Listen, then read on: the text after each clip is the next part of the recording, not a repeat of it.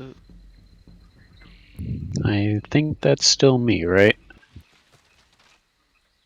Yeah, I could do took off the whatever. things, and you guys aren't in the things anyway, so.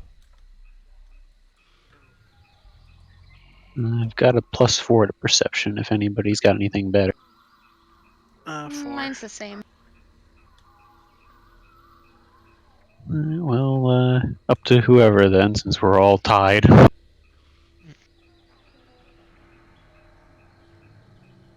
No, go for it. Alright.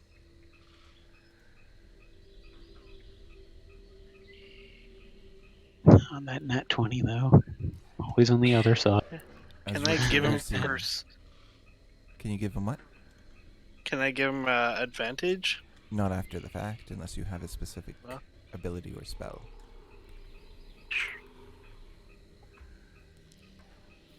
So as you move forward through the marshland, it opens up wider and wider. There's stinging insects and bugs all around you. You hear them buzzing and ticking and crawling and mewing and many other things that you really don't expect. The heat boils the water beneath you in a metaphorical sense, causing its vapors to strongly enter your nostrils. Revulsion is upon some of you, maybe not all of you. And you come upon a small cusp of trees, swamp trees, and small puddles of water. You've come ashore on a small plateau of land in this marsh. And as you walk ashore to take a small break and find camp, since you do have to camp every day, you look around and you're not sure, but you think you notice something you've seen before. Does anyone remember the name Jakuli?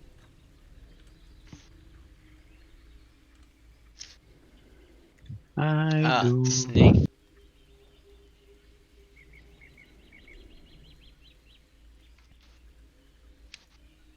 Having dealt with them before, it's become much easier to do so. At least save them. My bad. Oh, that's a lot.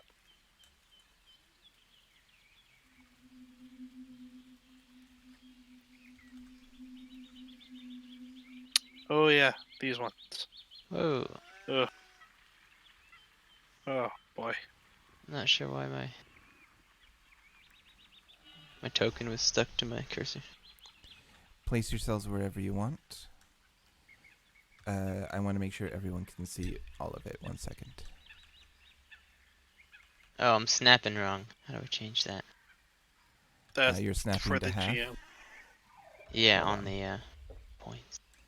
Oh, I put it without snap to. Just use Alt for now. I don't know you could do that.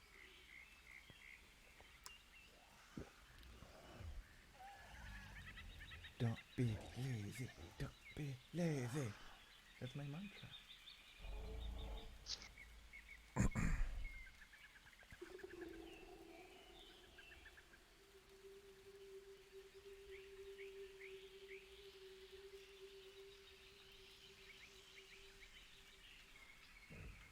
Alright, is that everyone? Oh, who's controlling Koasha and Weed? Oh yeah. I forgot about them. I got weed. I'll get Kwasha.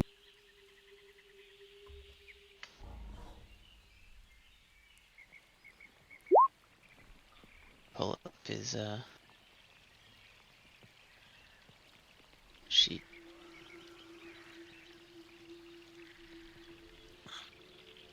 And you'll have to add my sprite man. Of course.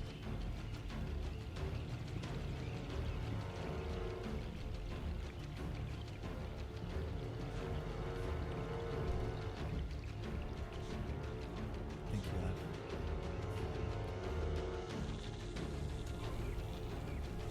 So you were not surprised by the Jakuli at all, and the sprite can go first.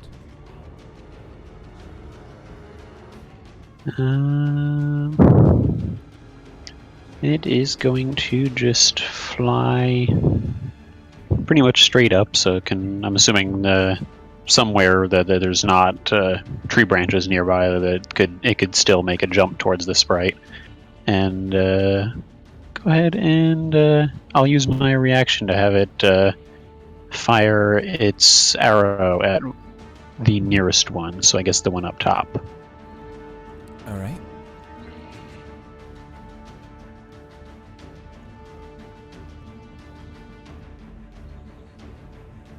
DC 10 con save. Well, that's if it hits. I don't know if a 13 hits. It does not. It reflects off the scales of the Jakuli. And it would have failed anyway. Damn, that would have knocked it unconscious too with a 2. Alright. Anything else from the sprite? Other than having flown straight up, no. Alright. This Jakuli looks out and springs.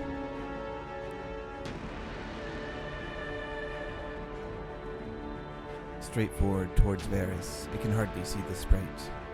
I don't believe in 11 hits. It does not. Kapalue. He will move up. Oh, no.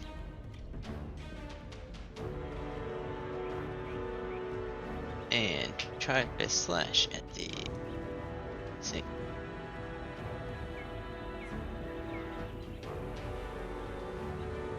These green and blue circles, are they supposed to be water and, I don't know, trees? Green and blue is very shallow water. The green and brown are trees, and the yellow and green are... what are they? They look like Victory Bell from Pokemon. Nice. Okay.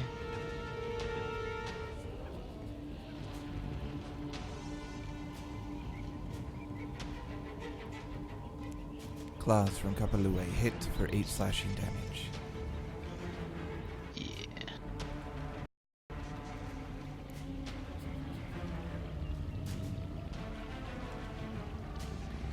The Jakuli looks bloodied immediately from the damage. It tries to slither away slowly from Varys and Weed. Look of mercy in its beady black eyes.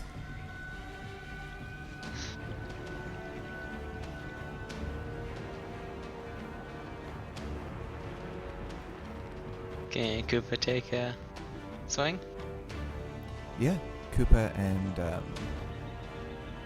Weed. Weed, aka Koopa, and the Bears?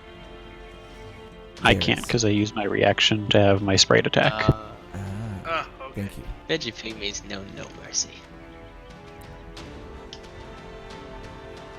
The Jakuli is still alive and can continue to slither up towards the tree.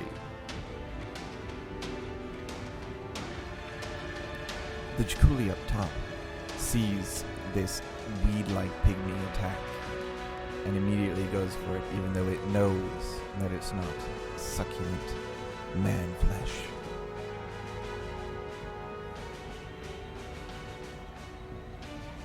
It did not spring more than 10 feet. It does not have advantage. But it doesn't need it, as it hits for 16 piercing damage against Jakuli. Against whatever his name was. Kapule. Kapalue? Just call him Weed. Oops. I didn't find Versus the Ganja.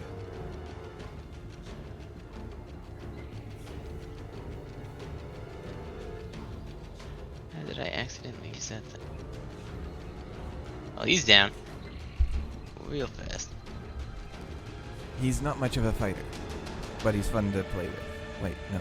Fun to look at. Germa. Yeah. I will use magic missile on this guy.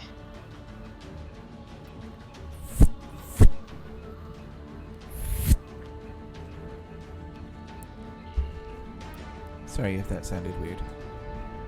No, that's fine.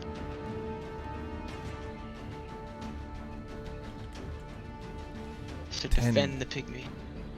10 force damage brings it down below its bloody point.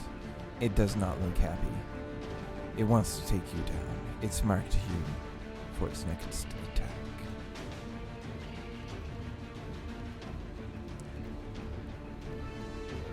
Wrong person. This Jakuli Take that, Bears. looks at the tasty Zavar in the back, but appraises the situation again and rethinks it. But why? It instead tries to move forward and drag away the body of Weed. No. My sprite!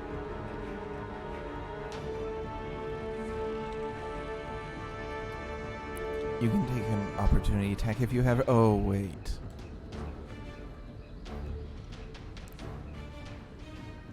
Yeah, can't do shit. No. No one is in range. Zavar. Okie dokie. I will attack.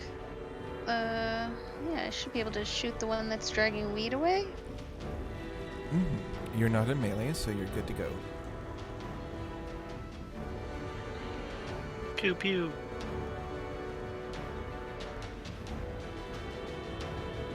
Hunter's Mark is a Hey, bonus be action. not-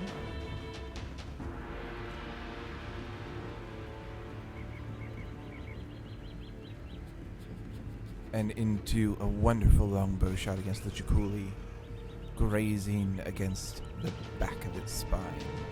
It was trying to start inserting weed into its mouth as you hit it square in the back for 12 points of damage. It's a vegetarian. Apparently. Any other actions? Not this time. You do not have multi-attack until 5th, right? I don't think so. And for the other thing, the enemies have to be within 5. Of course. Okay. Next Jakuli. Springs towards... Oh, it does not like where you've positioned yourself. So it's going to try and attack the other Jakuli that's trying to eat the pygmy. I'm sorry, and a Jakuli is gonna attack a Jakuli? It's been lean Vicious. eating lately. Very lean.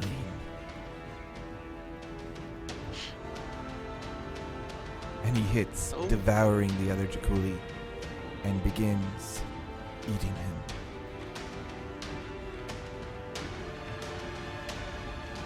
That just happened. Kawasha.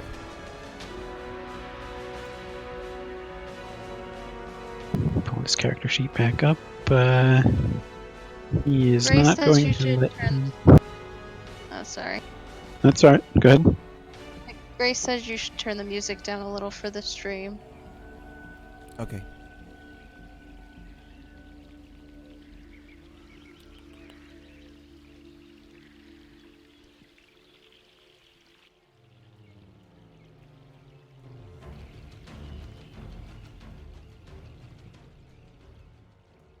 Is that better? That should be better for everyone. They weren't able to hear my voice terribly well over the music. It was hard to hear it. Alrighty. Kawasha. He is not happy about seeing his little buddy dragged off. He is going to go ahead and cast Shillelagh, and then I guess step forward a little bit and wail on the Jakuli that's right there with his quarterstaff.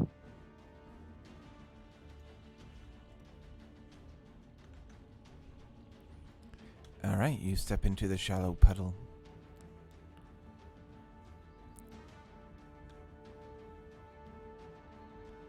Unfortunately, you swing wide and make a big splash. Well, that's the important thing, is to make a big splash. Will. No, you cannot drown a Jakuli. In a shallow puddle.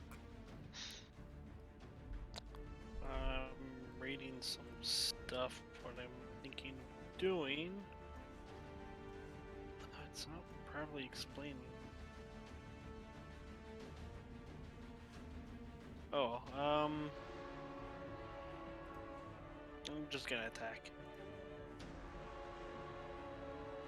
Let's go Total of the Dead or Spiritual Flame. Let's go with Spiritual Flame. Do the top one. Alright. DC 14 dex save.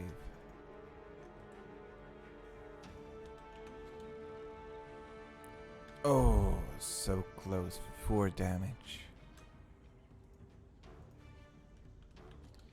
The Jakuli looks determined now. It wants to take one of you down. And with my bonus action, thinking of doing Shield of Faith. I'm just having a hard time understanding. It's not giving me the diameter of how big this field is. Shield of Faith is a self-action. It surrounds you and only you for the +2 AC. That's a different spell. This shield is only for yourself. Shield of Faith you can cast, I believe, on any one person in like a 30-foot radius. Oh yes, that's correct. But it's concentration, so bear that in mind. Abjuration, concentration. You're right. Meh, no big deal. Let's do it.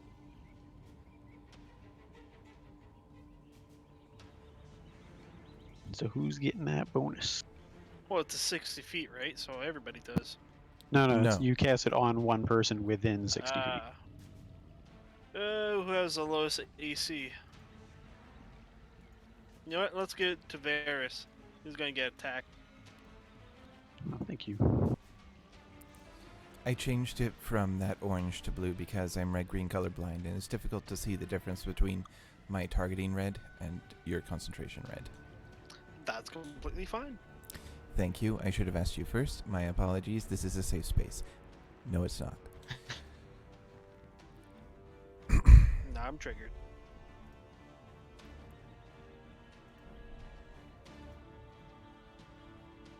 That'd be I all. somehow skipped my turn. Yes. Yeah, sorry about that. Whose turn did That's we all right. skip? Varys. Varys. Okay, Varys, you get your turn, and then we'll move on to the Yeah, next 3 person. people rolled 6. It got a little confusing.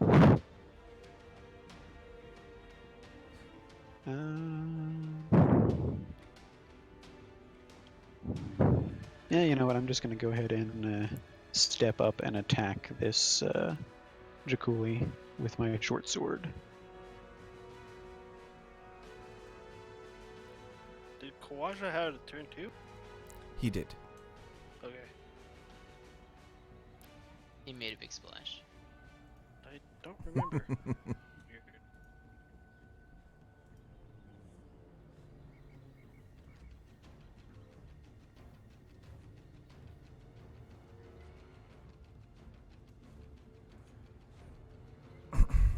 Does a 16 hit?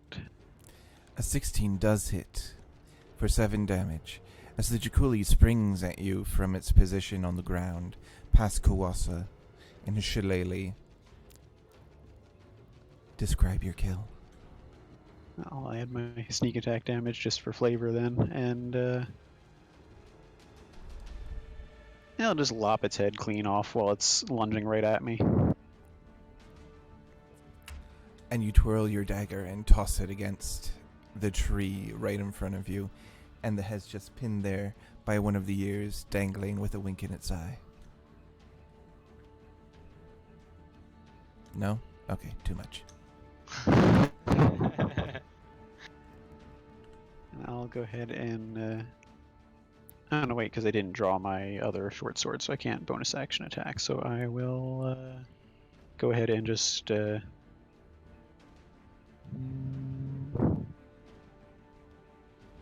hold off on spellcasting just yet. I'm just gonna stay there for now. Sounds good. You can remove the target marker.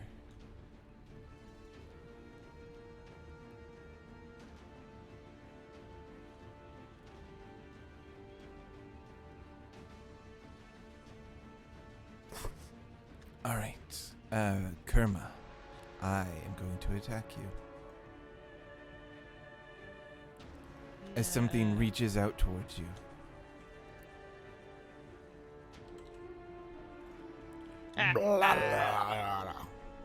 The weeping bell, victory, whatever, is trying to eat you and digest you. Sprite's turn.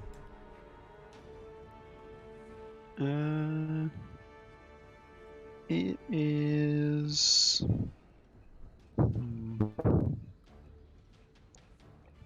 For now, it's just gonna go back invisible.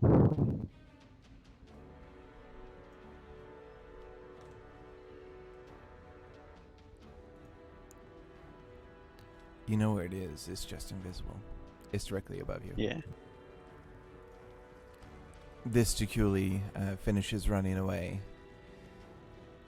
But immediately before he crosses the threshold, another man-trap appears trying to engulf it.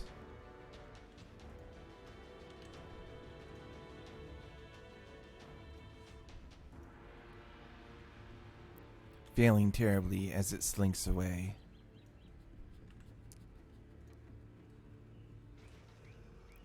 Weed is unconscious. Saving throw, please. Oh, he has regen.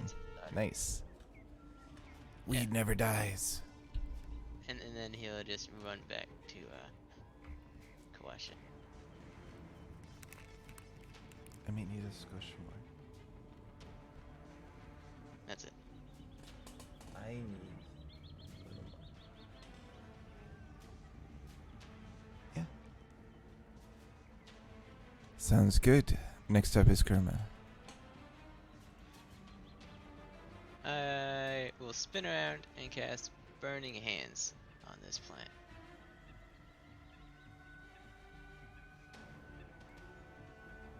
Dexterity save on a stationary plant? How could you? He tried to eat me. And for fire damage, no less. It dodged. It's like, meh. It takes half anyway. I whip my vines back and forth.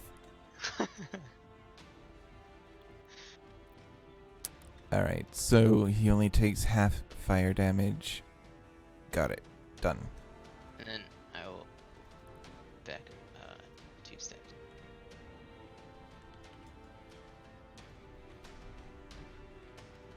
Taking the attack back. Zavara. Yes, I will take the attack of opportunity with an engulf.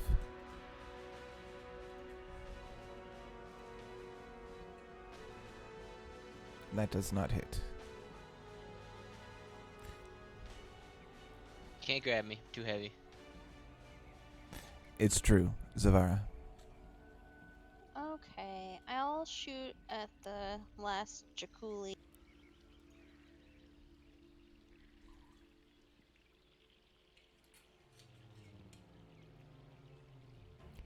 Don't forget to shift your hunter's mark.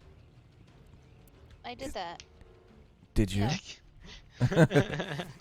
Yeah. For you, normally people tend to do their bonus actions afterward, but rangers tend to do their bonus actions beforehand, like paladins and a few others. warlocks in particular. There's how many warlocks here? 2? Yep. I kind of. believe so. And I'm pretty sure Will has expressed in secrecy to me that he was taking warlock next level. I am. Should I thought it be was a warlock? secret, Will. I thought it was a secret. Sure. Wink, wink. So you managed to hit the Jakuli for 4. Roll your Hunter's Mark. Oh wait, do you get advantage on Hunter's Mark? I think it's just extra damage. Okay. She also gets nothing else, just Hunter's Mark. For a total of 10. The Jakuli is bloodied. But really thinks its situation is poor and will try to run away next round. Oh, and I'm gonna move backwards. Sure. Make your movement while I make mine.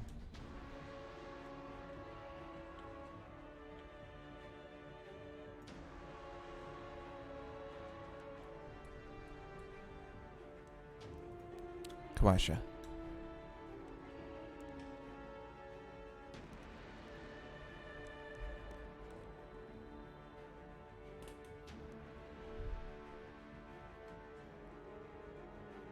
Who's in control of Kawasha? Oh, I'm sorry, I'm totally drawing a blank. Yeah, this new plant thing, I guess, that showed up out of the blue. Well, it was right there the whole time, but you know what I mean. He is going to Out of the switch blue. his attention to that and smack it with his shillelaghs.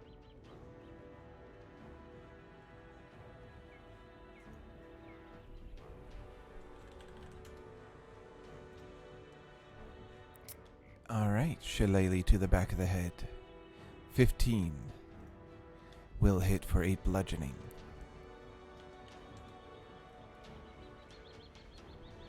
Magical damage to be sure. Varys.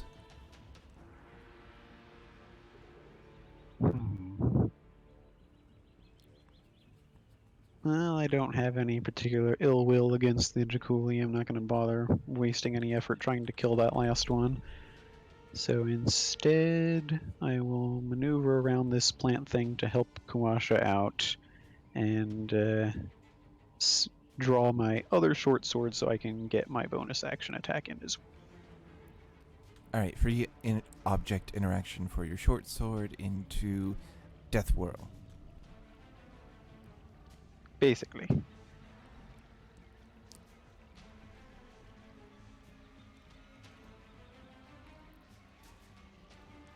That's a miss.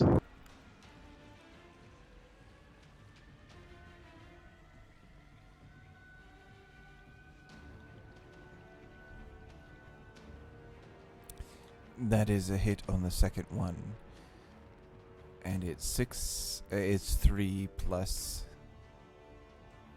the 5. I always Yeah, take 3 the first from one. Sneak. Oh, alright. I always take the first one. It's your true roll. So, 3 and 5 makes 8. Well, those are 2 separate attacks. Oh, you mean from the sneak attack, yeah. Yes. The man trap looks to be bloodied. Yeah, that's my turn.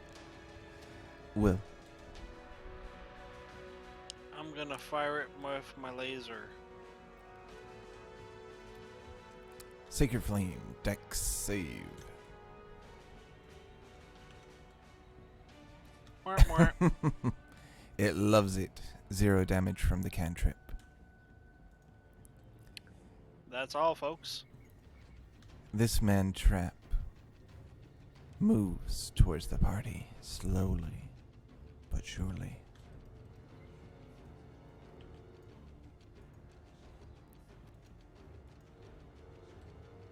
This one tries to engulf Kawasha. Hell, why wouldn't it engulf Varys. I want to kill a party member, not an NPC. It's a weird thought for a plant to be having.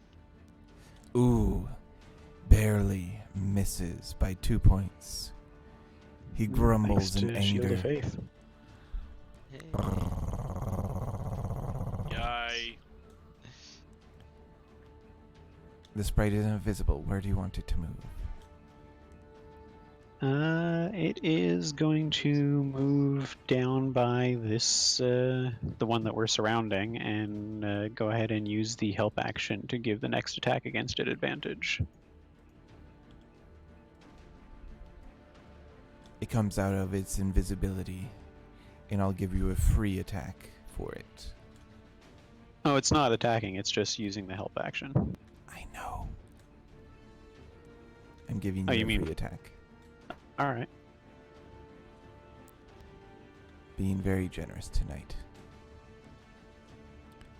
Ooh, apparently I was feeling it. That's your short sword. Oh, you mean for the sprite to do a free attack? Of course. I thought you were saying I would get the attack from it giving the help action. I'm confused, sorry.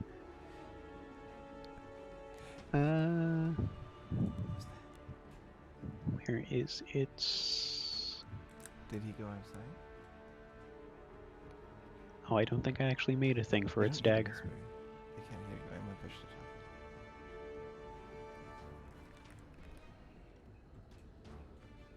It's fine. I'll just take your attack as a hit. It's a from +2 to hit. Ooh, +2.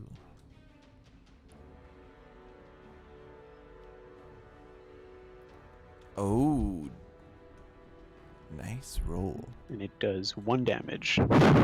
Ooh, but roll your Constitution saving throw thing. Oh, no, the longsword is different. The bow is the only one that gets that. Oh, okay.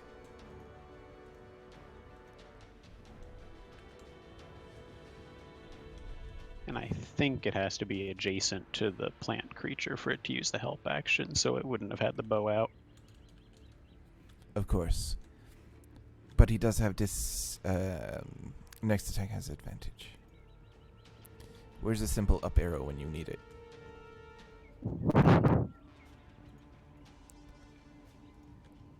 Kapalue.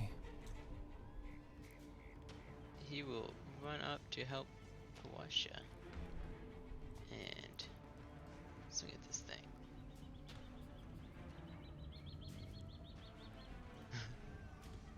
He's trying. He is indeed. And he wastes the advantage provided by Varys. Didn't Kermit. We waste don't it. know until it happens. Does he use it inefficient?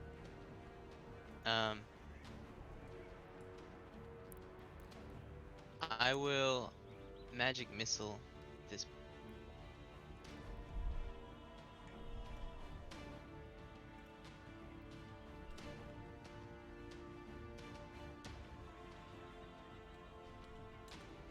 Seven damage. Not much.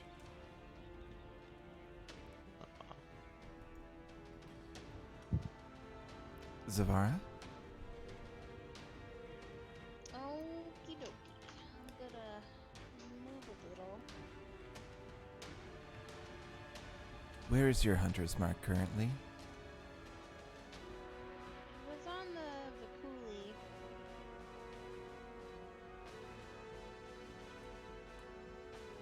And I don't want to shoot any of my friends accidentally.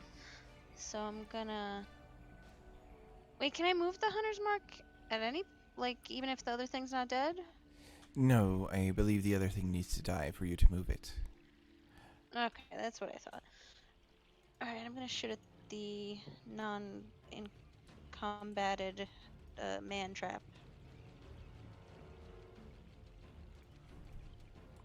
Alrighty. Oh, you definitely hit for 5 piercing damage. Anything else? That shit.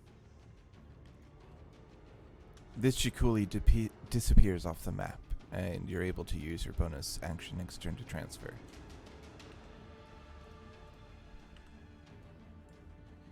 Kawasha. The entire screen just went gray for me, like it's entirely covered in fog of war.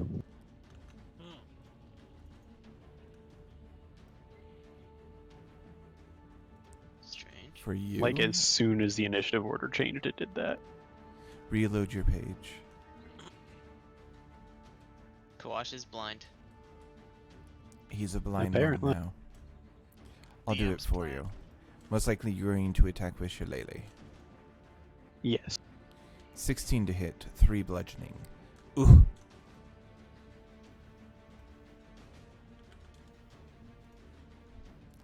Varys.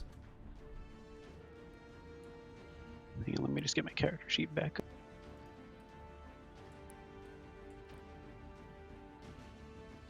Apparently it's going to take forever to reload my character sheet.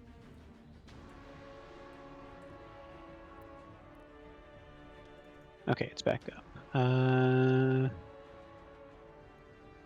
Same as before, I'm just gonna do 2 short sword swings at this. Alright.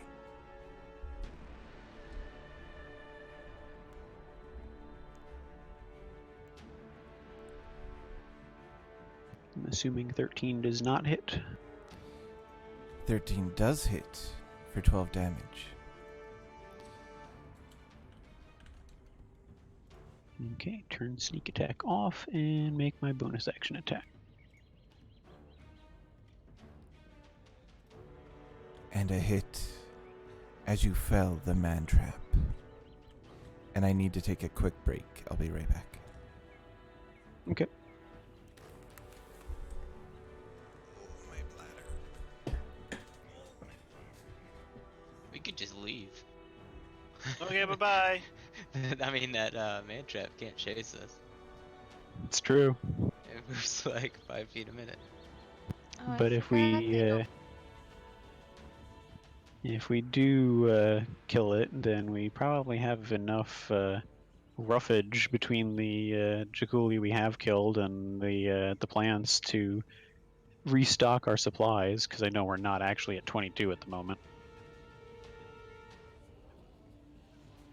Yeah, we spent most of that, I think. Yeah, we were down to like 2, I think. What? Really? Yeah, because we spent the entire day doing a long rest at Fort Righteous. Yeah, we spent 18 of these. 16 resting and 2 feeding that creature. So yeah, we have 4 left.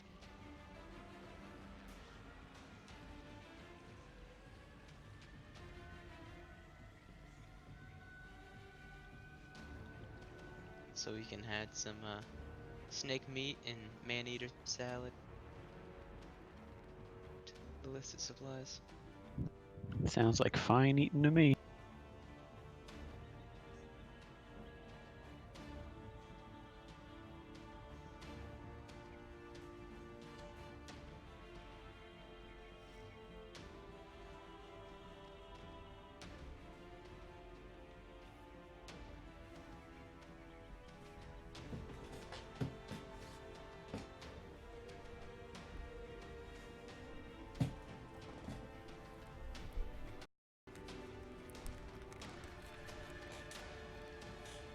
Alright, I'm back. Will. That's my name.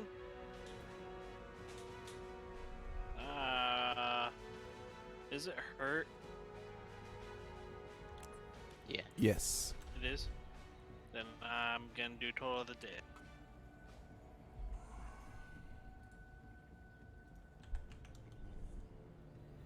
It fails. Yay. It looks like it's passed below the bloodied mark, but other than that, not much damage. And I'm done. It moves towards Varys, the closest creature.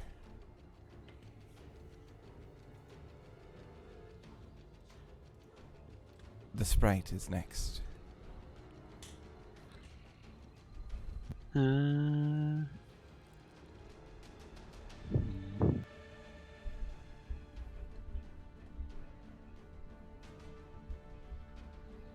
I'll ask for your ruling on this, because I can substitute one of my attacks on my turn to have it attack with its reaction. But that's the only mention it makes of the Warlock Familiar being able to attack. Could it attack on its turn using its own action? I'm gonna say no right now because action economy is very important and its longbow attack is very potent. So I would still require it to. Do you want to use your action to force it to shoot on its turn? That's just kind of in a weird spot with that. How do you think they intended it? I'm honestly not sure, but given that regular familiars don't get to attack at all, I would probably err on the side of just sticking with the letter of the law. And in that Okay. case, it's just gonna turn invisible again.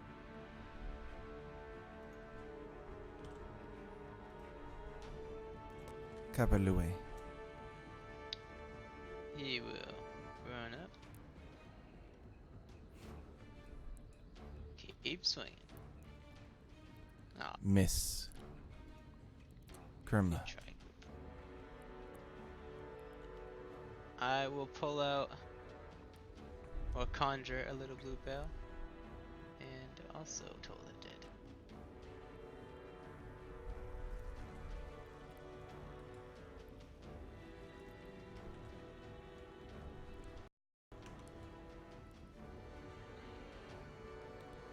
And it takes another 8 damage. Zavara. Okay, I'll move the hunter's mark on it.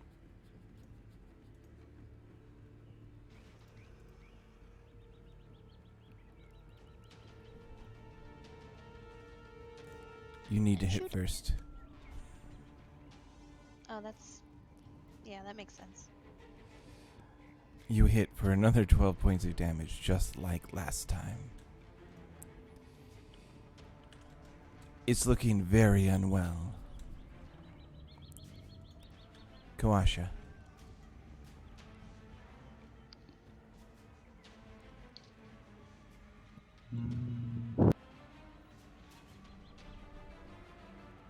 I hate to keep doing the same boring thing, but why not? He's just gonna run up and shillelagh.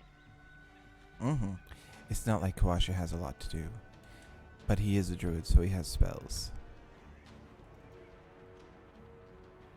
I'd rather hang on to those just in case we need emergency healing, so... Cantrip.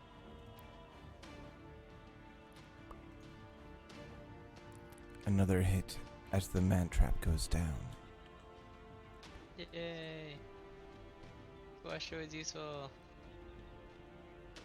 Surprisingly... An initiative is over. Feel free to move around and make camp as you see fit.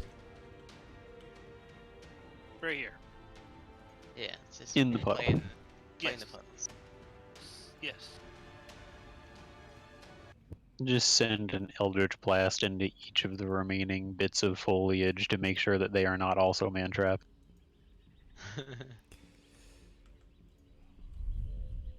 Roll it. Give me just a sec.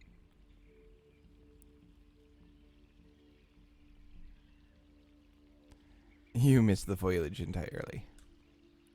Nice. Good to know, it's the super skilled help to the team. Yes. Alright, you make camp and you take your rest for the day. Normally it's not so intricate doing that sort of thing.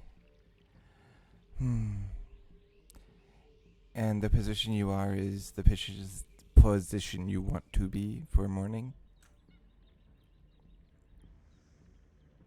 Missionary? Yep. Alrighty. I'll find someplace a little drier. During the middle of the night, Will, you feel something grabbing onto you. Giggity? Okay. Blah, blah, blah, blah, blah.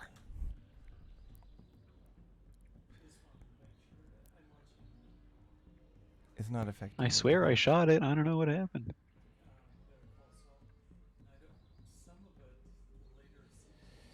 Anyway, 14 acid yes. damage. At the start of each of your turns. So everyone is now in combat. Again. You lied to me. I don't like being lied. Hey, you were out of combat at the time. It wasn't attacking you. Oh. What the fuck was the roll? A 1. So I take 14 acid damage, right? On your turn. We'll Oh. determine when your turn is soon. Don't worry, I'm last. Oh yeah, so you'll take it on your turn. Let's see. My sprite Kawasha, is super fast, apparently. only one we don't have is Weed, really, and Zavara. Oh, my bad. Constantly forget about him. Come on, baby girl, you can roll. Alright, Comet. Megabyte, you're making a lot of weird comments. I am. Unfortunately, yeah. Always.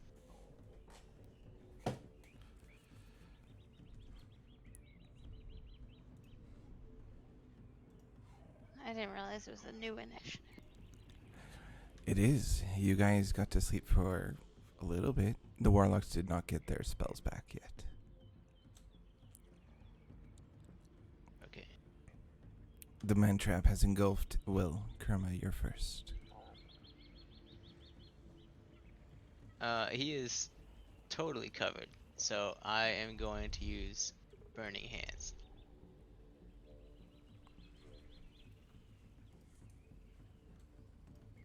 And the damage is awful.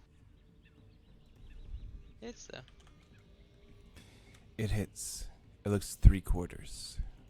Zavara. I'm gonna shoot that guy. Who, me? No, the man No. trap. Not yet, anyway. I mean, if an arrow pierces through, just wiggle out of the way.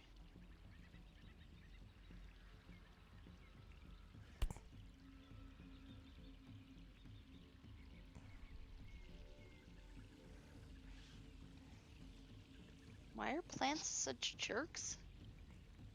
Especially in Chult. I don't know. That's why I don't like gardening. That is a hit. Koopaloo is not a jerk, and he's a plant. Kubalue, how do you respond? That's true. He's not a jerk. He's kind of a jerk. He would respond in common if he could. Well, he's a cute jerk. Well, imagine like this. We all die, he's the only one that regenerates and still alive and runs away. Right? He claws at the death. Hitting for 3 damage. Slashing away at the fronds, trying to free Will. His best friend. Jeez, something changed here. Kawasha. His unrequited love. Will is big and Kawasha. shiny. Big and tiny things don't exist in Chult. Duh. Sorry, Kawasha. I interrupted you. No, that's alright. Just to change it up, he's gonna go ahead and do Produce Flame and fling it at the Manny. It hits for 1 fire damage. Tss. It burns on the backside of Will. No, I'm just kidding. It burns the man trap as it tries to consume. Hit one of the wet parts. 14 damage. All right. 2, 3, 4, 5, 6, 7, 10. Still don't take it yet. What? But it's my turn. Oh wait, you're right. It's not. Kawasha sees its next meal across the way and starts to move towards the Pygmy and Kerma with Will inside. Hey guys. Hey, Will. Also, your Shield of Faith is down on Varys. Yeah, I took it off.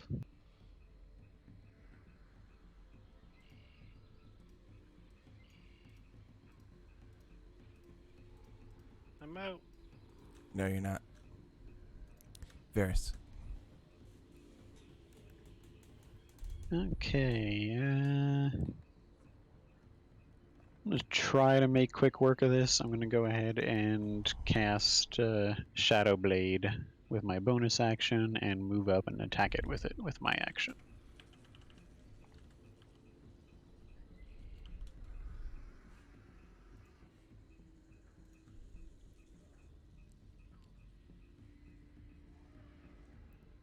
A wonderful hit as you murder the shit out of it, and Wilhelm drops out like a newborn baby, covered in digestive acids. Somebody. You know what? Never mind. I was gonna say something, but never mind.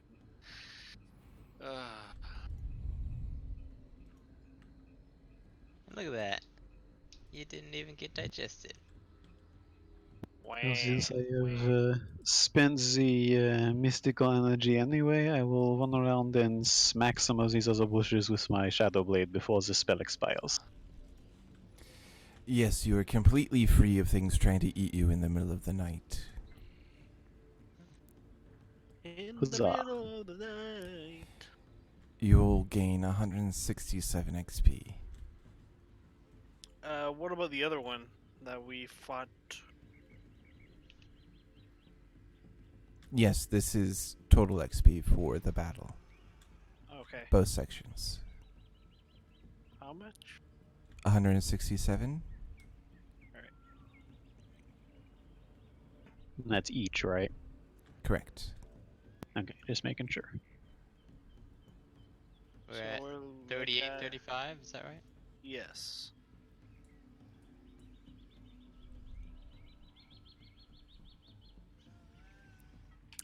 You will continue down the river if you wish. But as you reach the open space, you see that sheer cliff face to the right, several hundreds of feet up.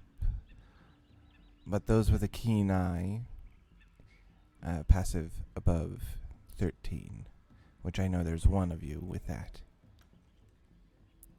can see that there's the start of a path on the beach. You don't know if it continues all the way to the top of the plateau, but it's there. And in the distance you see something floating in the fog, but you're not sure if it's real or not. Another glimpse to the side of you as you continue into the basin. Is that a Donnie? And we'll take our break here. I want to see now, Danny.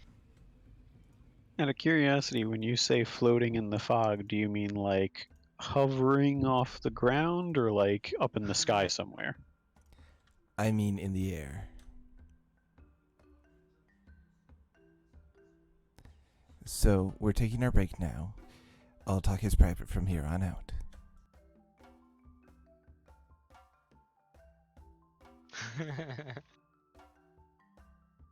Is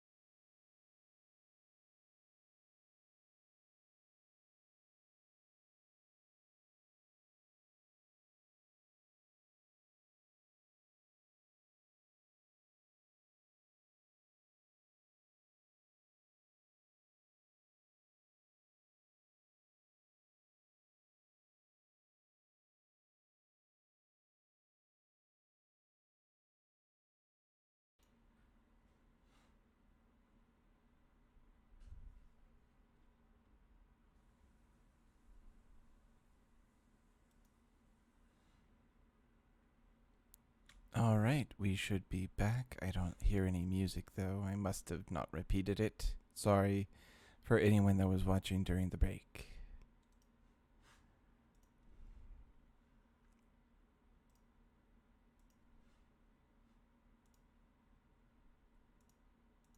Hello, everybody. Hello. Hello.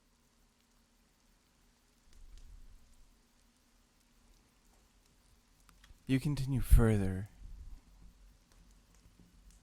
Where was I before we stopped? We saw an Aldani. Well, someone did. I don't. You thought you saw an Aldani, Kawash did. but you don't manage to track it down. It doesn't veer you off your course any, but you do see Mbala to your right, and the expanse of the Aldani Basin before you. There's an outlet to the west from the Aldani Basin, but that's what you can tell at the moment. What would you like to do? Does it look like it would be an especially arduous journey up the cliff face? Because we could probably get a really good view of the region from up. Now that you're on the coastline of the Aldani Basin near Mbala, you notice that the sheer cliff face has a path next to it, and I will describe quickly. Well, relatively quickly.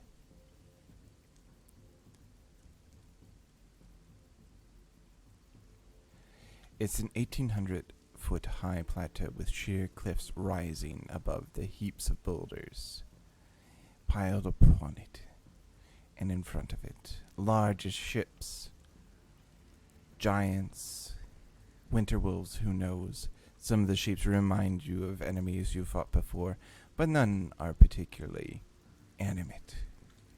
A narrow path is cut into the cliff face and seems to climb all the way to the top.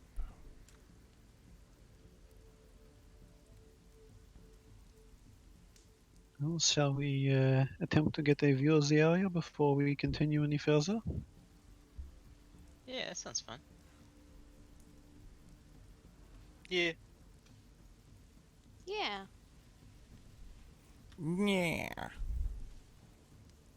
Meow. The much easier path to the top, rather than climbing the sheer face.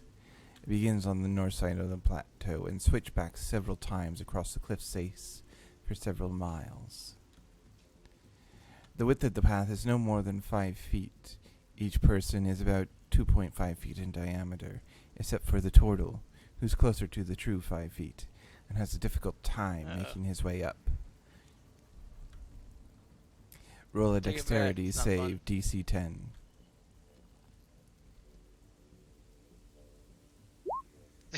Oh god. Jesus. You fall We'll to the last remember switch you. box. You fall to the last switchback you crossed. Roll 2d10 for damage.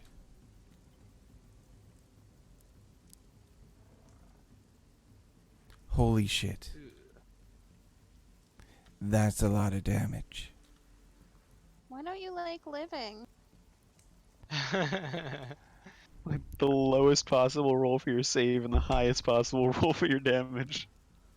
Make some turtle soup. I hear it's I'm delicious. fine. Just give me a minute. Turtle soup. My sprite will fly down and attempt to pick him back up. Boss, I'm doing it. I'm doing it. Yeah, I don't think your sprite can do anything. Despite the setback of Kurma falling to a previous switchback, you managed to clear many of the obstructions in the way. Tangled roots, rocks, tumbled boulders. There's nothing chasing you, so you easily make your way up, but it takes time. At least the rest of your day. As you climb ever higher above the tree line, you are treated to stunning views and a wonderful setting sun in the west.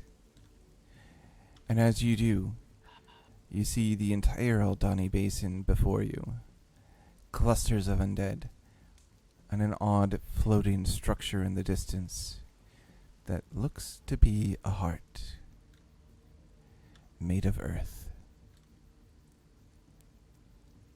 Heart. Perception check for the party. Hey.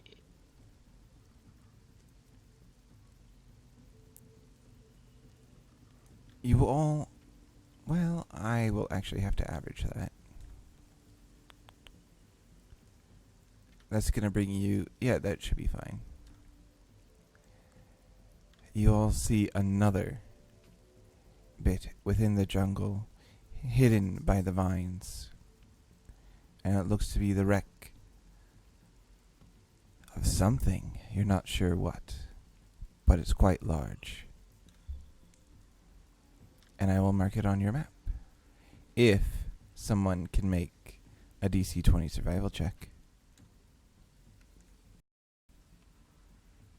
It's We all not attempt to, even or a one skill person? for me.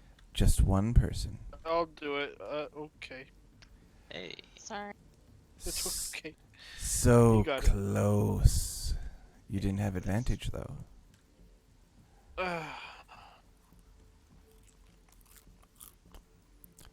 It happens. But you know there is a wreck to the south of some ship or other. Is the heart thing moving? At this distance, the floating. parallax, you can't really tell if it's moving or not. The giant crab. Parallax scrolling. We're 16-bit now, boys. Not like parallax is a real thing that's used in actual science or whatnot. No, it's video games. It's always video games. Of course. That's all I know. Video game science. As you continue up the plateau, the path starts to become stairs.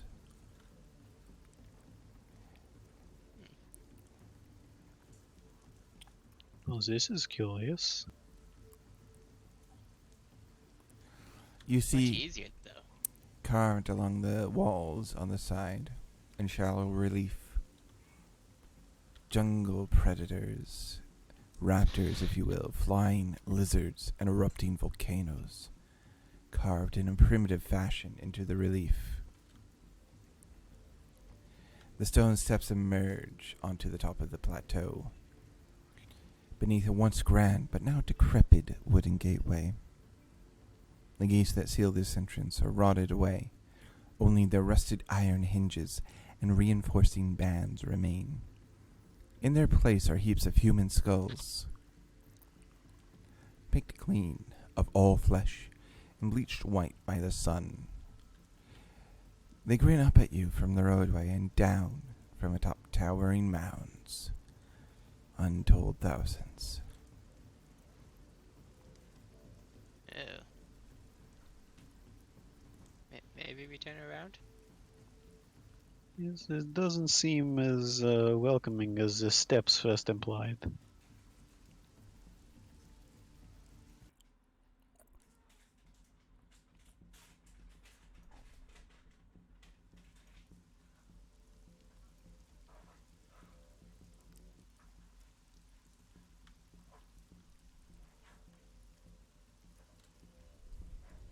Hello? What would you guys like to do?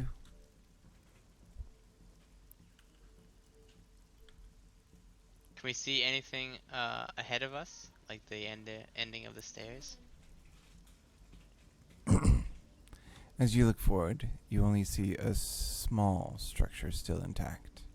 A lone hut about 1,000 yards southwest of the gate.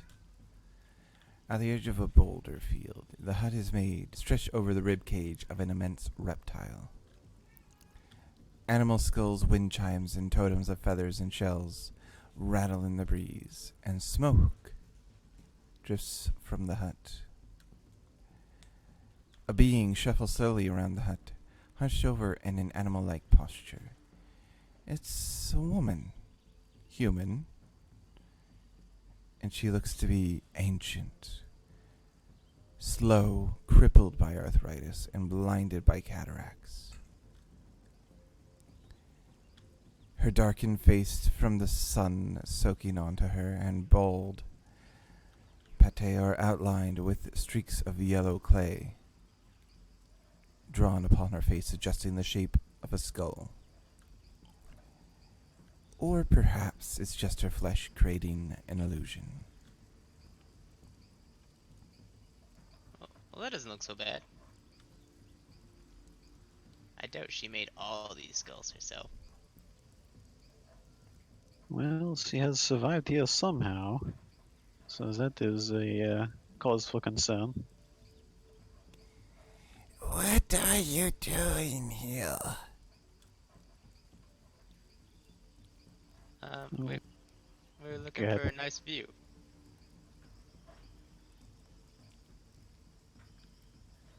Well, if you want my view, you have to pay for it.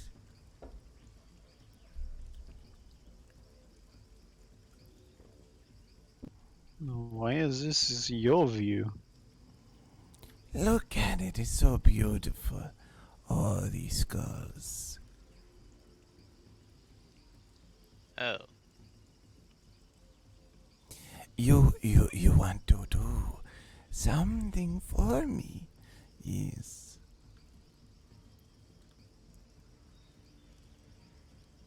this didn't go well last time.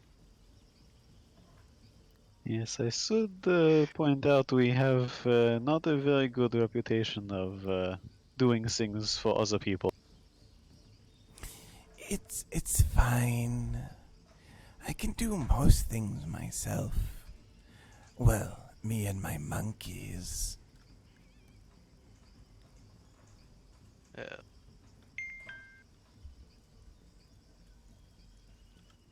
That is a very unusual monkey sound. Not my monkey sound. Do we see any monkeys? You see several flying monkeys, 3 to be exact. They live in the trees and are helping Nanny Pupu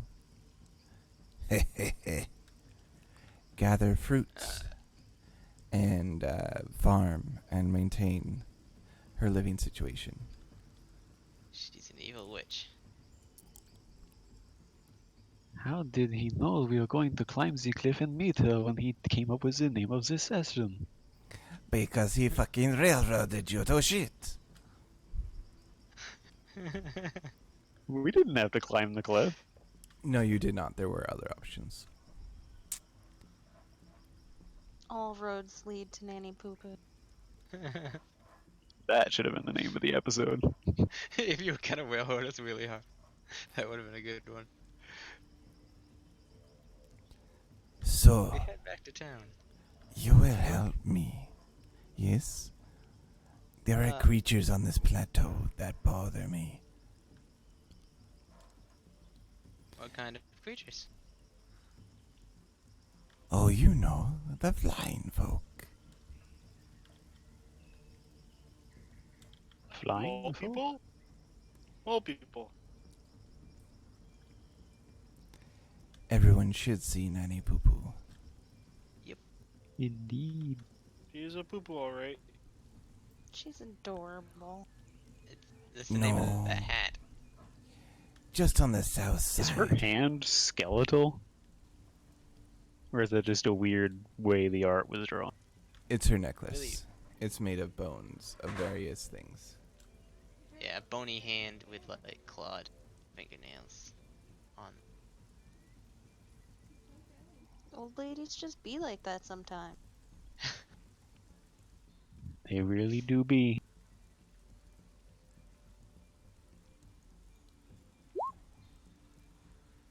Well, we said no last time. How about we say She yes looked this at time? you and says, "You've lost someone recently."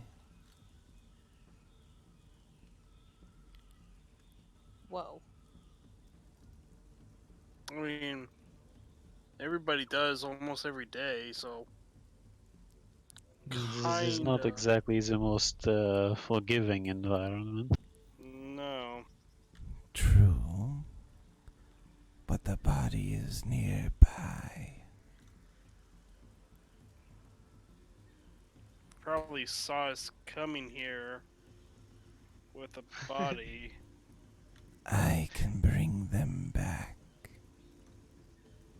Ooh. Bring them to me. I mean, it's called. Drag them up the mountain.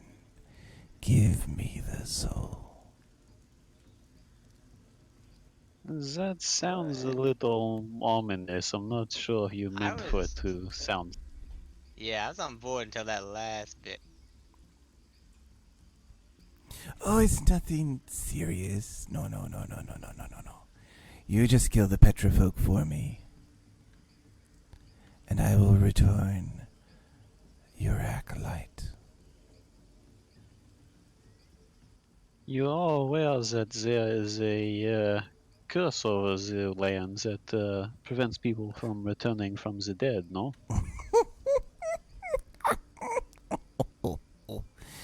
Lord of Bones cares not about that demi-lich's trickery.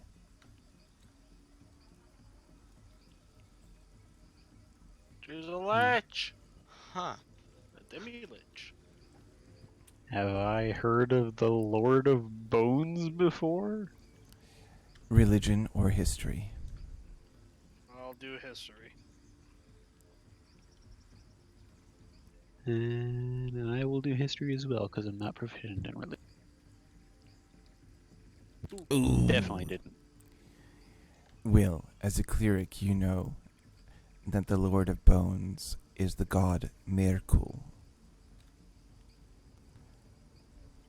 He Cool. resides over the death domain and all dying. And you gather that Nanny Pupu is probably an adherent of Lord Merkul, Lord of Bones. She's a parent of the Lord of the Dead. She does things with dead people for fun. That doesn't sound good. You That is know, either very promising or very bad. if you don't want to take care of the Petrofolk, I could use some. What is it? Detritus from Commander Breakbone. Just a few hairs, maybe some nails. Yes? So you can make a voodoo doll? What is it of your business what I do with it? Well, isn't it part of our business to make business with your business? Stop trying to confuse me. It won't work. I'm already confused as is. You have two choices. Kill the Petrofolk, or get something from Commander Breakbone, and I will return anyone from the land of the dead, regardless of what that Lich Acererak has done. What If we we both? do both, could we hang on to one as a favor? Of course. I always enjoy souls and visitors. Both? May we have a moment to discuss this as a group? Of course. And she moves aside. What if they're good Petrofolk? Yes, I do not know what they have been up to, whether or not they are harassing her, and I do know that while Commander Breakbone may be a bit of a moron, I do not believe he's a evil. On the other hand, having somebody who can return people from the dead in these endeavors that we are attempting to accomplish here would be very handy.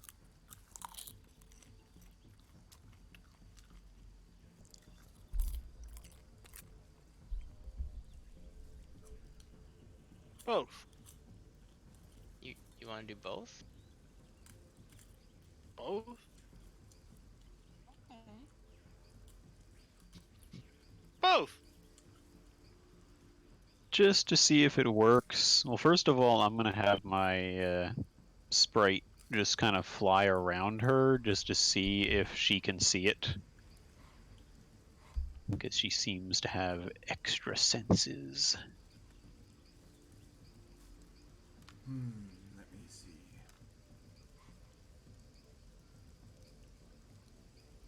She cannot see the sprite. You are super quiet for me. Sorry, I moved my mic way away from my face. Okay. I think you said she couldn't see it. Correct. She cannot see it. In that case, I'm going to go ahead and give that alignment testing thing a shot with.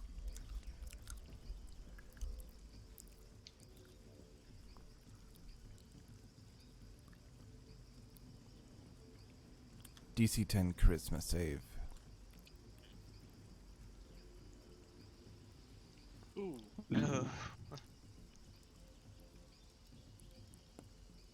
What is her emotional state, at least?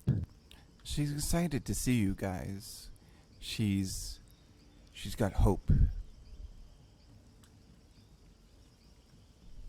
Hmm. Well, I say we find these Petrofolk, and then we can see maybe what she's like, depending on what the people she wants to kill are like. That is true, and she only said that she wanted them gone. She did not say that we had to kill them. In worst case scenario, we could perhaps negotiate. Oh, that'd be nice. Just leave for 10 minutes. Come back after that. Perhaps not that. And that if it turns out that they are relatively harmless and she is someone who is to be feared, then perhaps we just do not continue in terms of Commander Breakbone. I like that plan.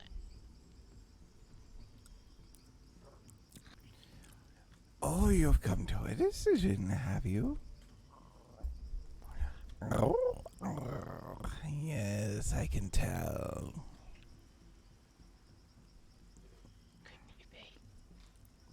And just head down the south of the plateau to the southern lip. And she points you down that way.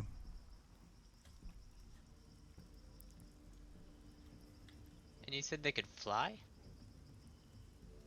Petrofolk can fly, yes. Hmm. Should we expect to be attacked on sight, or are they fairly, I don't know, calm around newcomers? Oh, if you find your way into their nest, they won't be calm. But hopefully you take them by surprise.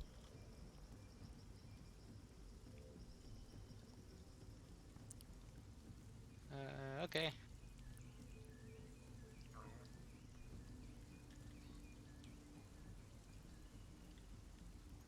Varys will just nod, and he's still skeptical about the whole thing. He's not even sure she can actually raise people from the dead. So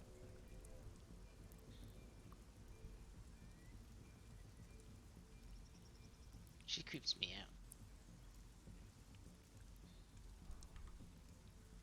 she definitely has an interest in souls. Why can't I get that last fucking green piece?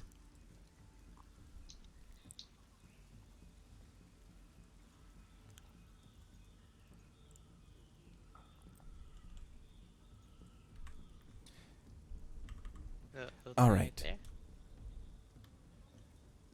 that a drawing? I don't know. No, it's not a drawing.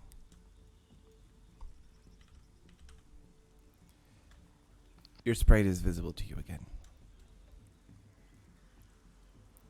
Okay, so you've found your way to the southern cliff that Nanny Pupu had pointed out to you.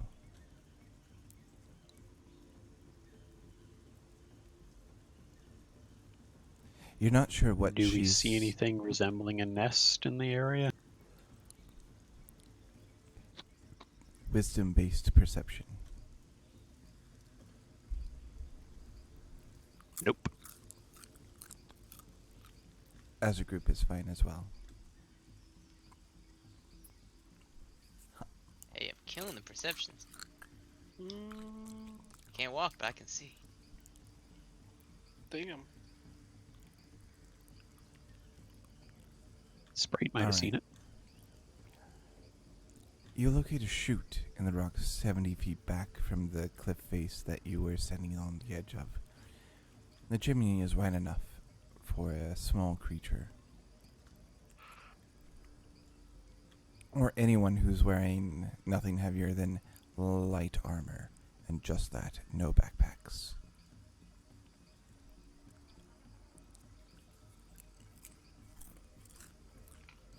Maybe send the sprite. So I was thinking the same thing. Do it. I'll have my sprite go invisible and fly down. Perceive through its senses, depending on how far away that is.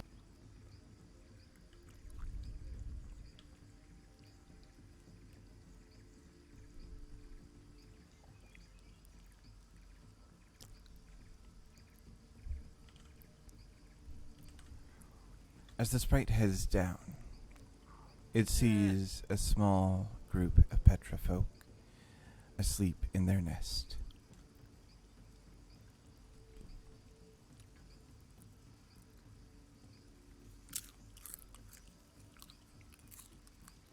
I will, assuming that I'm able to see through its senses at this range, I will relay that information to the other. Mm-hmm. They don't look like nice people. Or like people.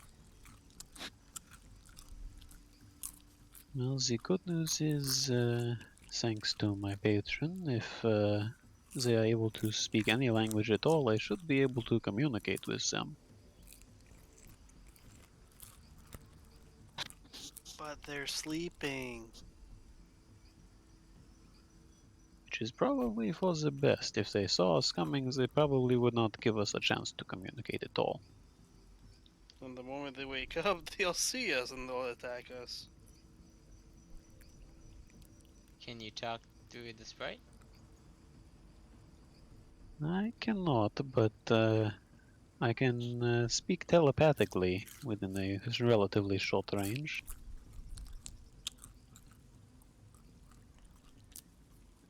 Ah. Well, I can't get in that chute. To follow Perhaps it. we all stand on the roof and I use the vision of my sprite to establish a communication. That way, if they decide they want to attack us, they must come out here. That sounds good.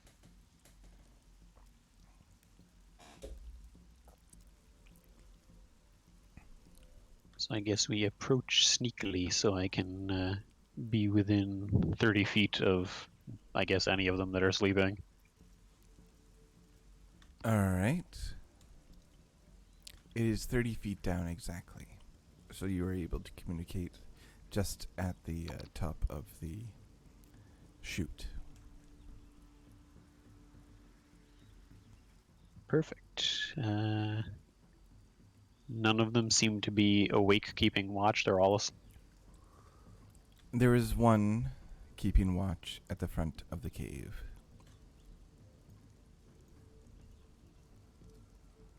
What to say, what to say. Actually, never mind. There's none keeping watch. All asleep. In that case, I'll pick one at random, but actually not at random. Do any of them seem to be wearing anything that would indicate a position of higher status amongst the group? Fancier clothes, jewelry, anything like that? No, it's just regular petrofolk. Okay, in that case, random is fine. But what to say? What to wake somebody up with? Open your eyes. Open your eyes.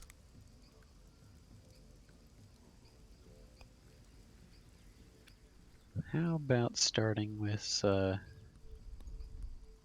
do not be alarmed. You have visitors. We come in peace.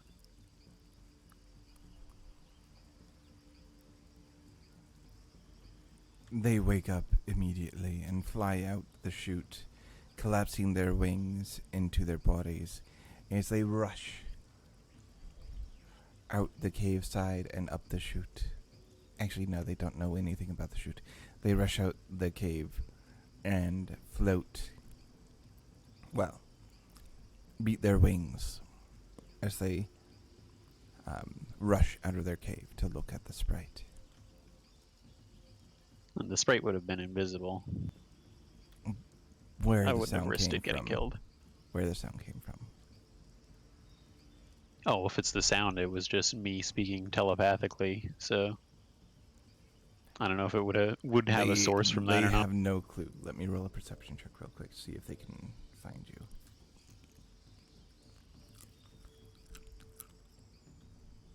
Not that we're especially trying to keep hidden either, since we're trying to talk to it, but still.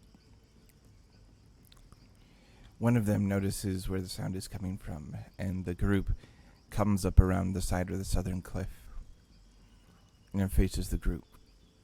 Get in your positions.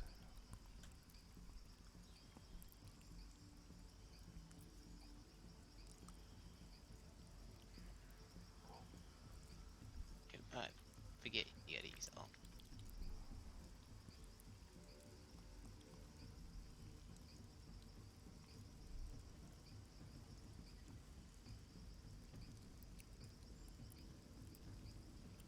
Roll initiative.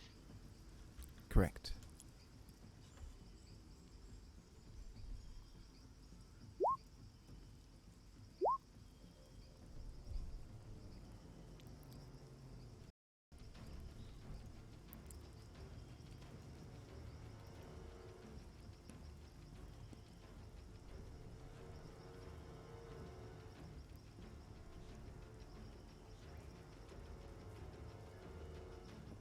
Almost forgot, but I remembered to roll Upa.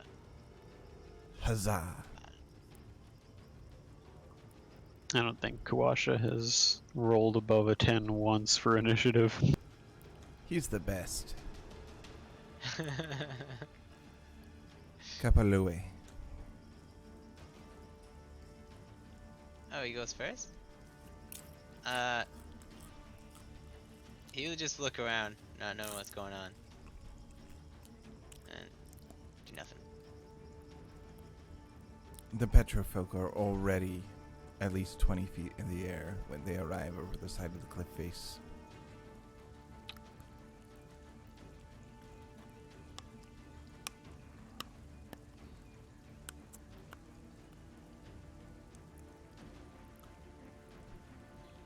I have to add all their icons by hand. It's annoying.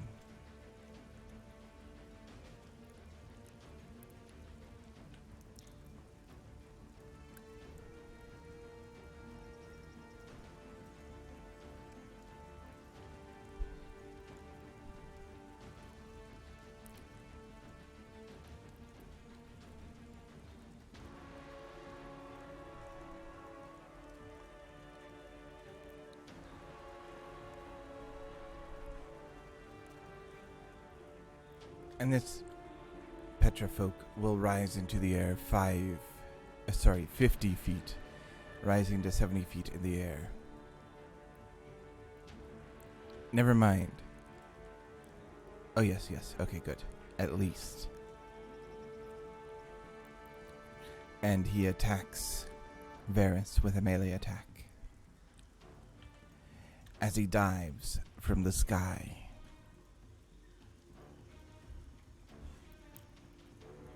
Well, that's not very nice. 18 will hit. For 4 damage. And then he will try to stab at you as he reels back from the bite.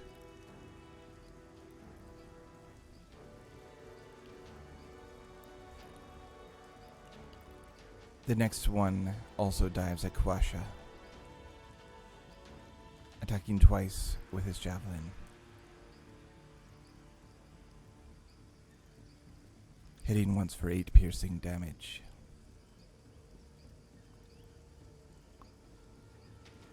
Will.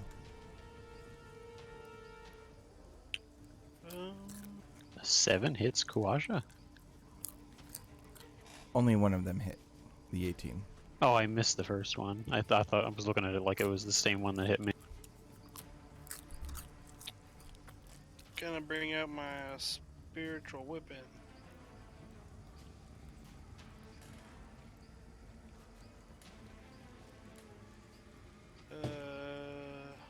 Jeez, I'm really out of it. Sorry, I'm hitting nails.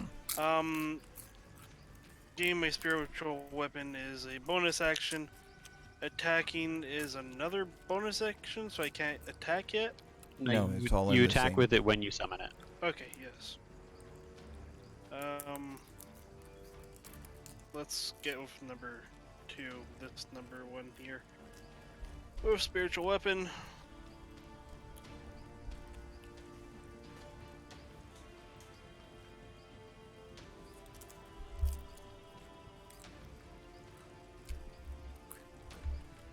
And it hits for 7. And then I'm going to do Toll of Dead on it.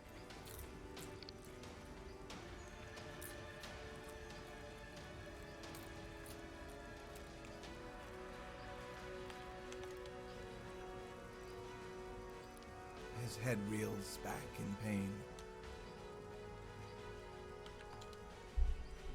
That'll be all, folks. Zavara. Okay. Are they like flying still, or? Yes, they are 20 feet in the air, except for the one on Barrett. Ah. Okay. I'll shoot that one. And do Hunter's Mark, but I guess. So I say I do Hunter's Mark before I shoot, but I roll it after I shoot? Correct. Okay.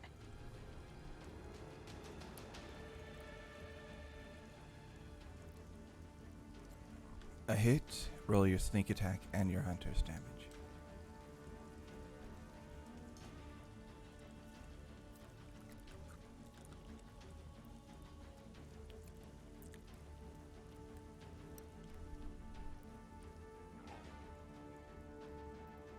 You can manually roll the 1d6.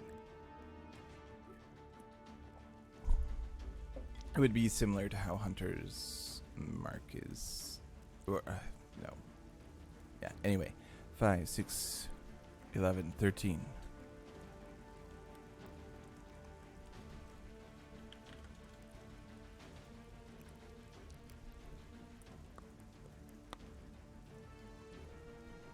And you have Horde Breaker for Hunter's Prey. Nobody is within distance of him to allow for Horde Breaker. Yeah. The Petrifolk is looking nearly dead.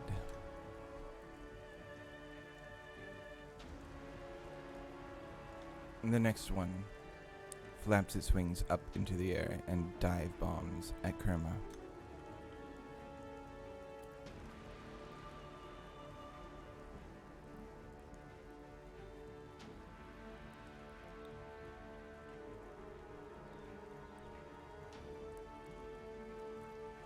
hitting on the second attack, and you are frightened until your next turn.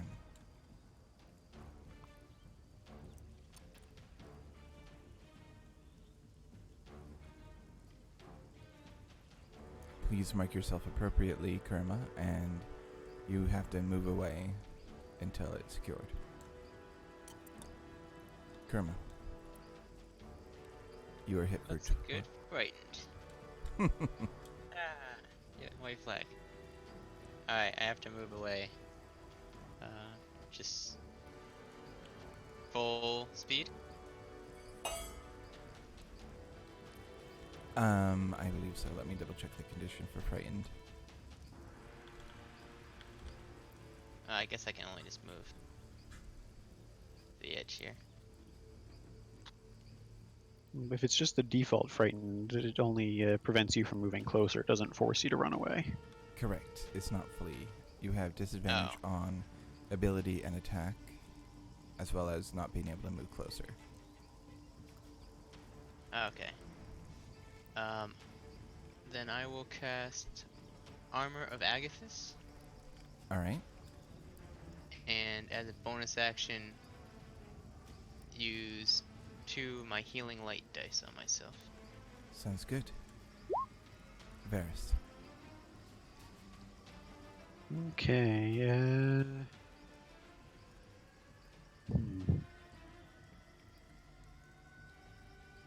I am going to... The one that's directly in front of me you said was already pretty badly injured. Correct. Yeah, I'm going to go ahead and summon my Shadow Blade and attack it with that. And as I do so, I am going to very angrily shout at it telepathically, saying, "I said we came in peace!"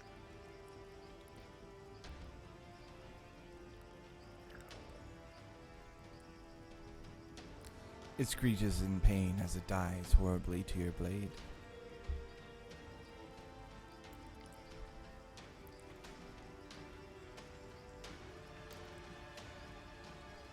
This one in the air will flap further higher and throw its javelin at you, trying to keep range.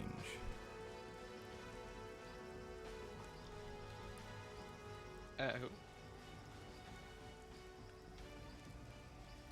So it's 30 feet above everyone as it throws a javelin at Varys.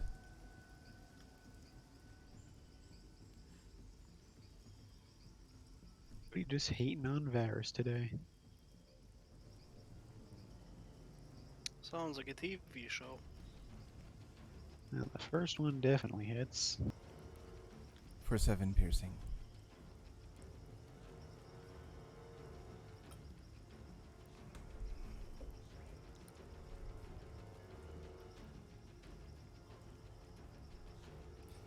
Kapaloi. So, this one here attacked Kawasha. How high is he? Is he still 20 feet? If he used his dive attack, then no, he's I think it was a at javelin. even. I don't It's think javelin it was melee though. Yes, it was javelin melee.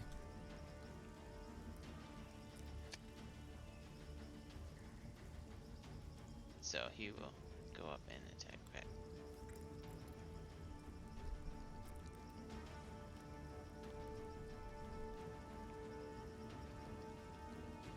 Claws 16 hits for 6. Go Pupa. This Petrafolk immediately retaliates against Kawasha, seeing the Vegapygmy as a puppet under his control.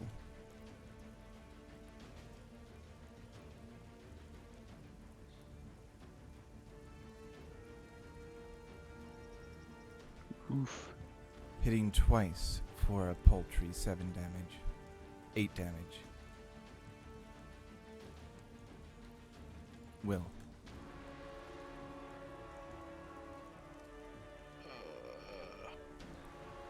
Jeez, I can't even tell.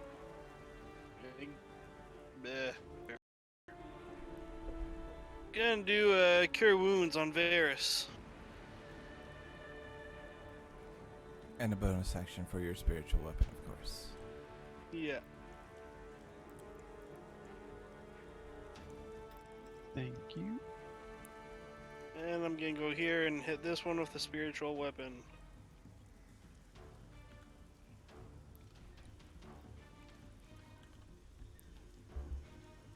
Also, I just realized Kawasha is not on the turn order for some reason.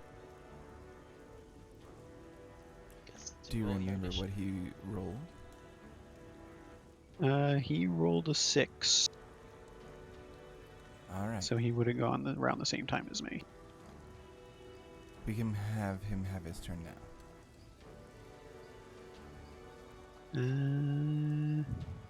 Did it hit? Yeah, It did, and you did 10 damage. Okay.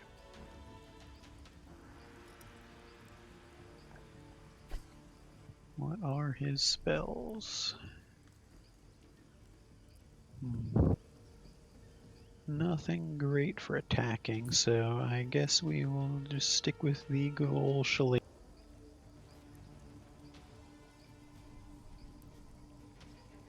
For 7.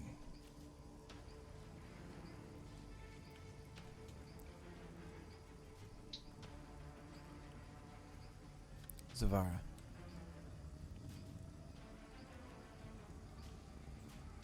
Okay. We'll move the hunter's mark to the one in front of Kerma? Mm-hmm. Above Kerma? No, it's in front of, to the right. It is not Okay. above. And shoot at it.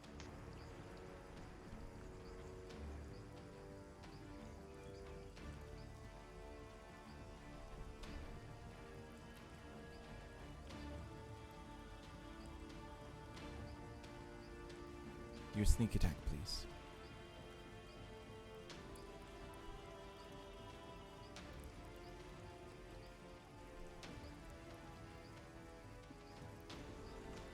You managed to kill the Petrofolk with the sneak attack damage, just barely finding a vulnerable point as it flops to the ground and falls over the canyon walls.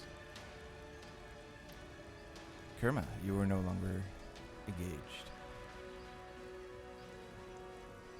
Am I still frightened? No. Alright, I will cast Cure Wounds on Kawasha. You do have to be in touch range for that. Oh. I forget that. Healing words you can do. There, move there. 25 feet.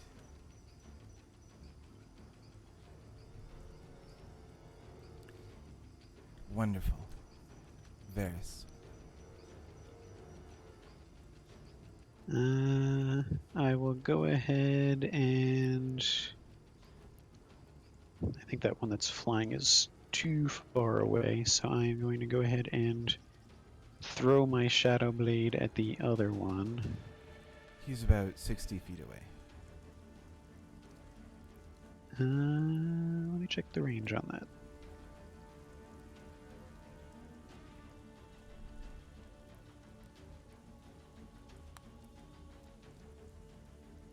Yeah, no, it's 20 feet or 60 with disadvantage, so I'm just going to attack the one that's closer. Of course. So I'll throw my Shadow Blade at it, and I will attempt to. I know this would also be an action, so I'm not going to do any serious rolls for it or anything. But I'm going to attempt to try to get them to stop by shouting out, "If you do not stop, we will kill you like we have killed the others." And you still have your animal stuff up. No, I'm doing that telepathically Okay. They because understand I you, don't think they count as beasts. but let me double check. They are humanoid. Bird brains.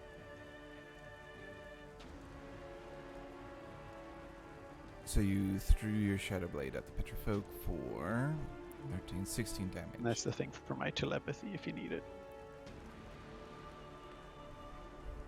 Got it. And you kill the Petrofolk as it dies upon the strike of your Shadow Blade. The other Petrofolk sees this and is angered.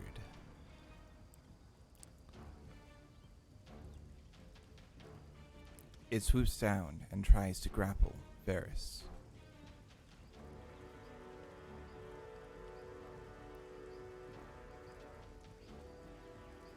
Poorly. Make your roll. That's Either contested acrobatics or athletics. correct.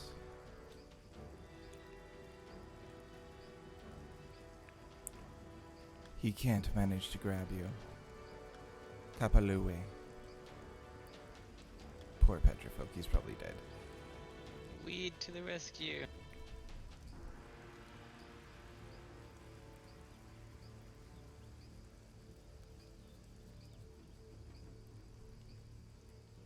And that hits for 7.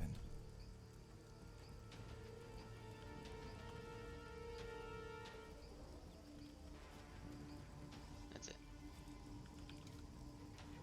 Can I use my reaction to tell the others to make sure not to kill it since we about the old lady?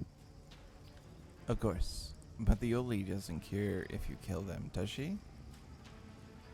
No, but we were wanting to get more information about her, and so if we can ask them about her since she wants them dead.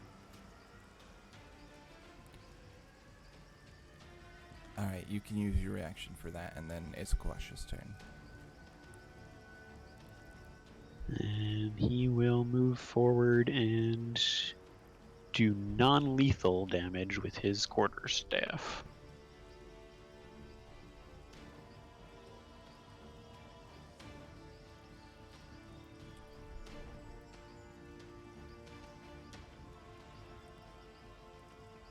And it takes 10 bludgeoning, non-lethal damage.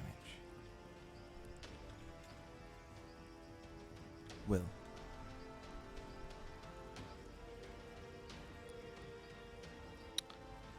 Will is going to attack it. Bada boom. Bada bang. Sounds good. Both of them may hit. We will see. But the first one does for sure. And did you want to do non-lethal with your Sacred Flame? Since that's Yeah. within the rules. Yeah. That is. Any attack can be non-lethal. So you knock the Petrifolk out, knocking it with a Sacred Flame. It exhausts itself trying to move out of the way and lies flat on the ground, exhausted, its wings wrapped around it. That's so silly. It's just a matter of controlling how much effort you put into your magic, I suppose. Non-lethal fireball. Indeed, and it also goes into how HP is not direct vital statistics. It is your stamina. It is how many attacks you can defend against, not whether or not they hit.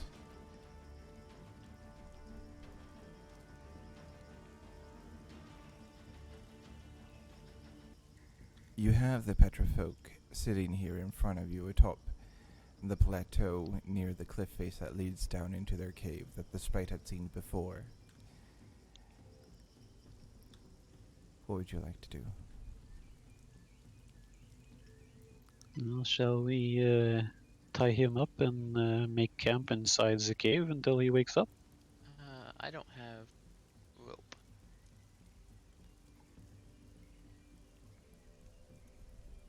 Let me check if I do. I do not remember.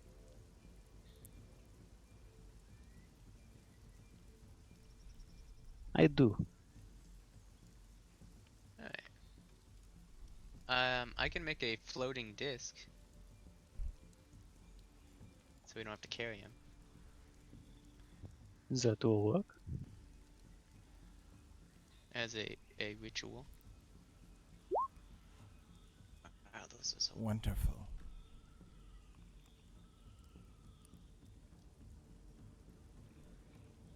Do you interrogate him now, or do you bring him to Nanny Pupu first? Let's interrogate him now. I'm not sure we'd be able to get straight answers out of him in front of her. It takes several hours for the Petrifolk to wake up. But first I need to see if he wakes up at all.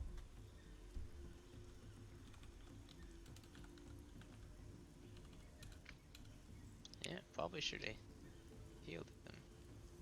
Yes, he manages to wake up. Well, that's Wake not true. me He up. needs one more save.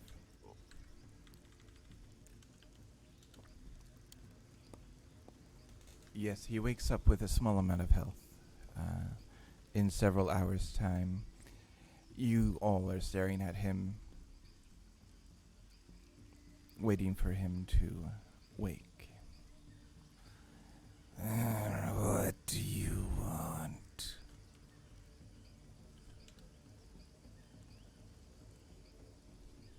So you speak common.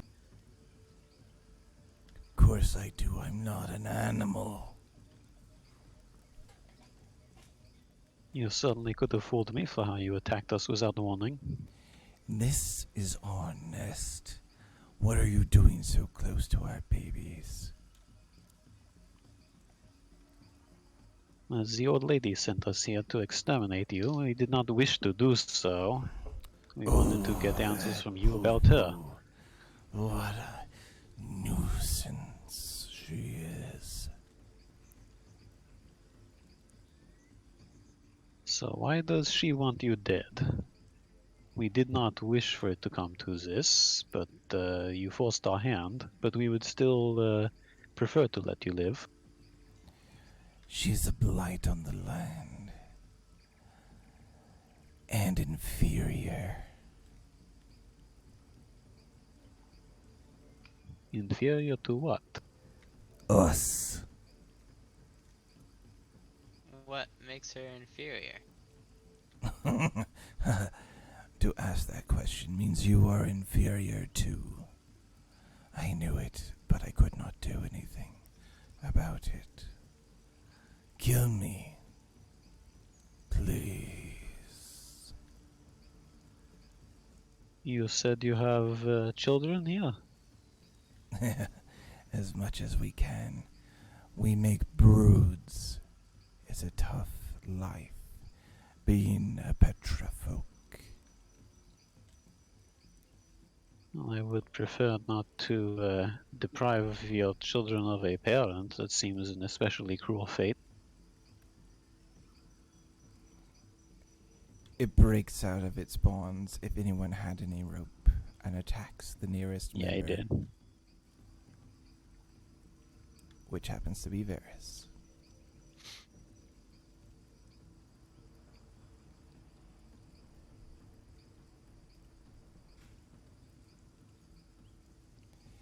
It's very weak at the moment and lashes out at you in fear and frustration, collapsing on the floor, huffing and puffing.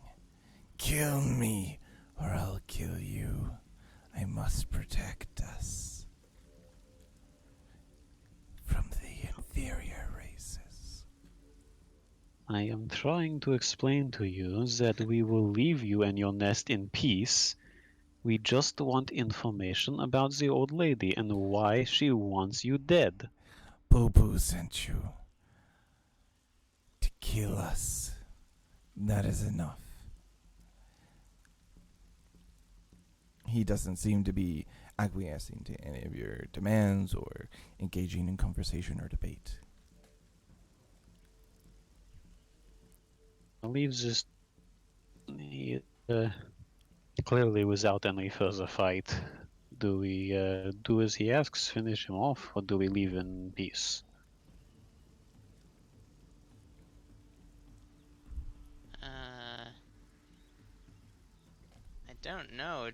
He might be a hazard to any other inferior races.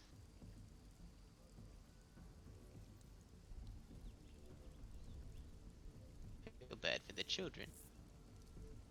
The superior children.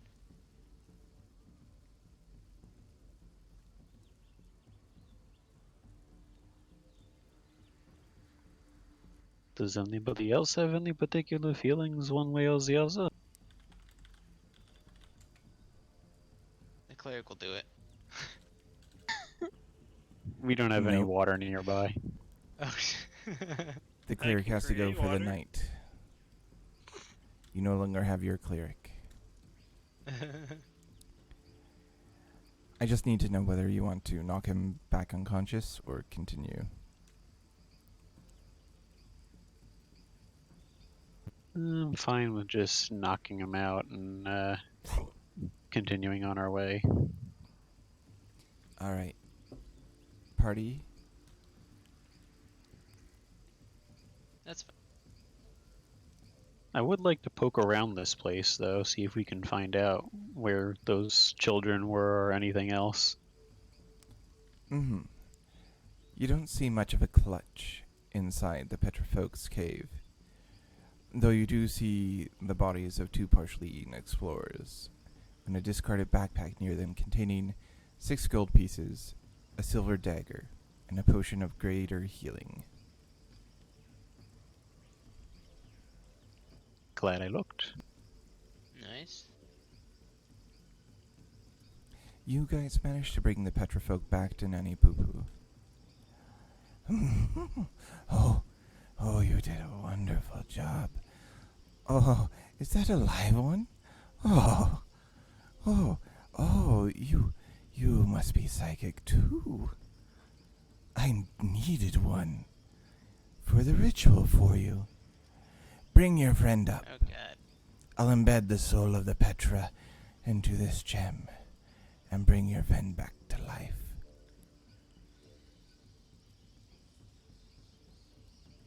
And just to be clear, she is not going to come back as a undead monster or anything, right? She will be her old self again? Of course she is not a monster at all. She's just using the soul as a battery. That sounds suspiciously like a lich with his phylactery. Oh, liches. They always want the souls. That's why I had to learn this ritual. And that's where we'll end it for tonight. I don't like that. Will the party betray the Petrifolk and let his soul be taken by Nanny Pupu to revive their acolyte friend for a quest they've already been paid for? Will they return down to Camp Vengeance now knowing Nanny Pupu can do terrible, terrible things to Commander What the Fuck? Find out next time on Dungeons and Dragons.